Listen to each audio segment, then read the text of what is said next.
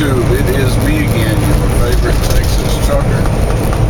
I am in Indiana on my way to Illinois. I'll be dropping this load off, and then I don't know where I'm going from there. I don't have a pre-plan beginning of the week, so it could be just about anywhere. But I wanted to talk to you a little bit about health again. Those of you that have been following all my videos, maybe following me on Facebook, you know that I've had some health-related issues lately, and I'm working at getting those under control. My blood pressure was pretty high, my blood sugars were pretty high, and I was up for a new DOT exam, so I really had to knuckle down and get those under control, and I managed to do that. Got my blood sugars down, got my blood pressure down, and cholesterol's coming down, and feeling a little bit better, taking a little bit of weight off, and so I just kind of wanted to talk to you a little bit about it.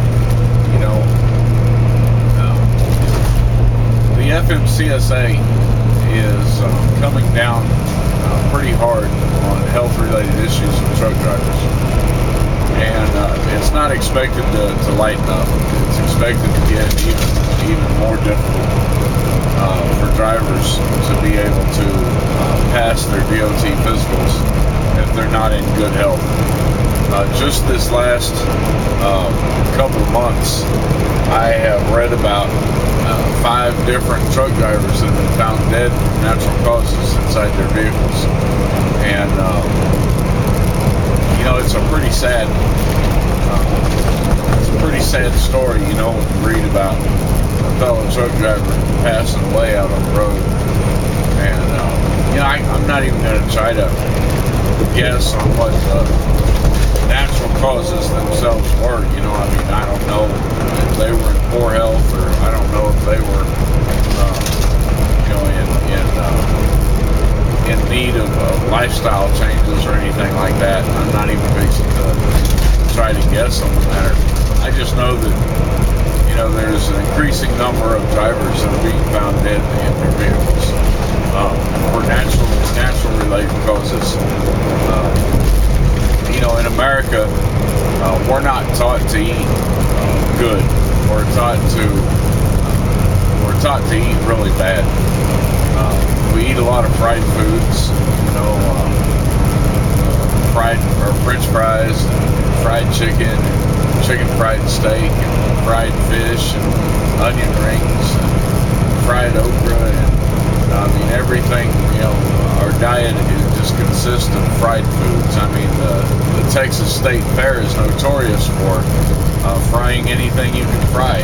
I've even gotten fried beer at the Texas State Fair. For those of you that might think that's something cool to try out, it wasn't that good. It really wasn't. But I've had it. I've had fried beer. Texas State Fair, they've got one of the booths that does fried butter. Give them something to fry and they'll fry it. They don't give a damn. It's become kind of a national obsession. But with that comes clogged arteries and high blood pressure and diabetes. And those are things that truck drivers are struggling with. Truck stop food is not the healthiest food. You got your choices. The choices typically are Carl's Jr. and McDonald's and Arby's, Denny's.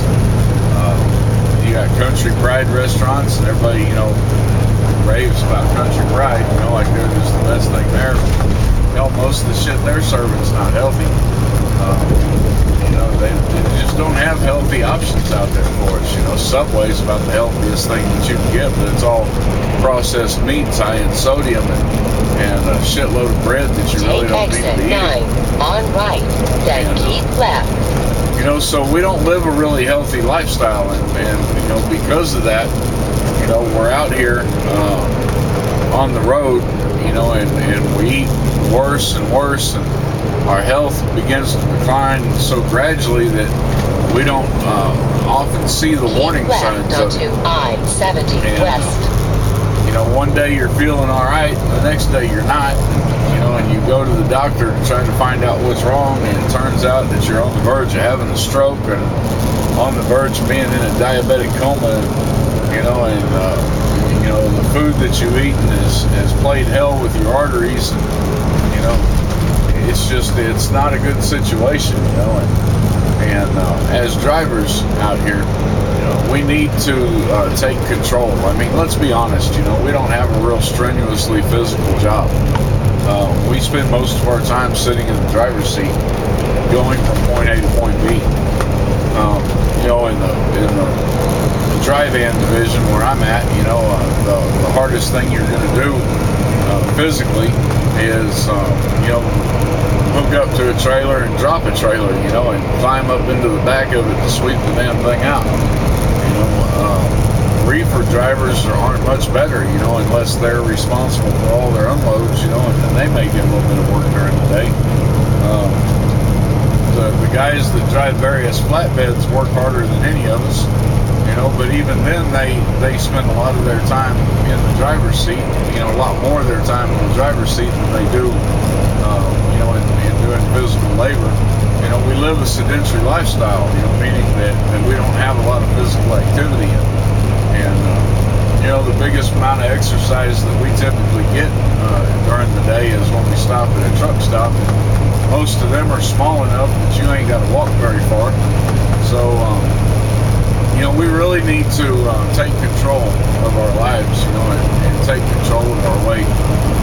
Because if you don't, you're sooner or later, somewhere down the line, you're going to find yourself out of a job. There's already companies out there, and I'm not going to name any names, just because, I don't need any issues with companies getting mad because I'm talking about them on YouTube, but there's already companies out there that are refusing to hire drivers if their BMI is over 35. Now, BMI is your body mass index. Body mass index is a mathematical figure that has to do with your height, your weight, and your neck size. Okay, by taking those measurements, they can determine a body mass index. And a body mass index is an indicator of your health, your overall health. It may not be all that scientifically sound, but it's the method that they use to determine who is a high-risk health person and who isn't. Now, in the trucking world, BMI of 35 is about as high as anybody wants. The BMI of 35 is the first indicator on whether or not you need to take a sleep apnea test. Okay. So when sleep apnea is an issue on whether or not you're going to get your DOT physical, if you have a BMI over 35, that's the first indicator that they use to determine whether or not you need to take a sleep apnea test. So because of that, because 35 is considered the maximum BMI for borderline unhealthy truck driver, that's pretty much the limit that these companies are beginning to set. So if you have a BMI over 35, a lot of these companies are packing you up and sending you back home. They're not letting you come to work. My BMI is 39. That's what my BMI is. It's 4 points over the maximum that it should be, and I'm working to get it down. I've had a lot of success with my weight, with what I'm doing, and I'm starting to get it under control. So I thought what I would do is I would start a series,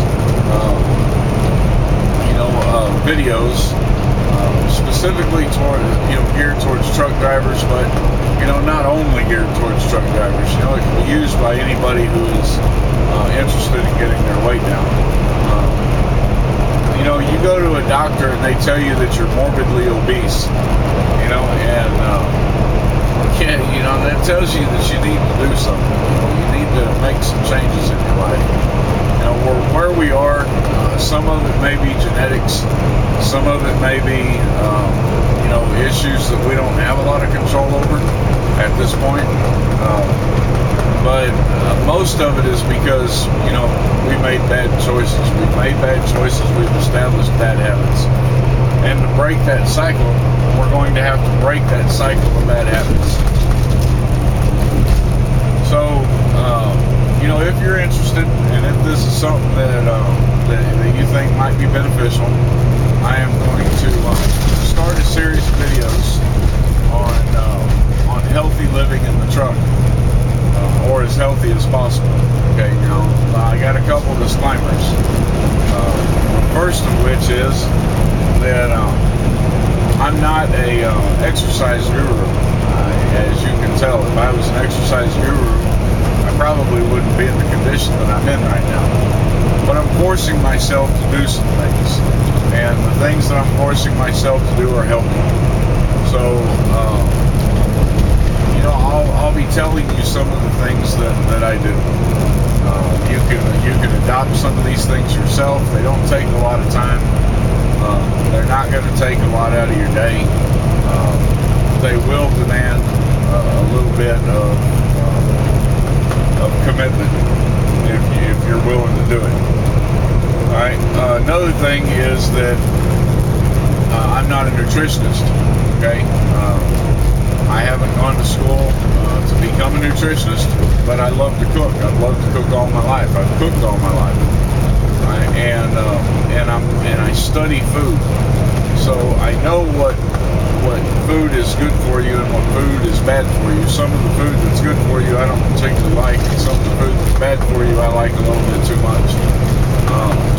But I know what foods are there. I also know what kind of supplements help your body to process food. So we'll talk about some of that. But as a disclaimer, I'm not a nutritionist.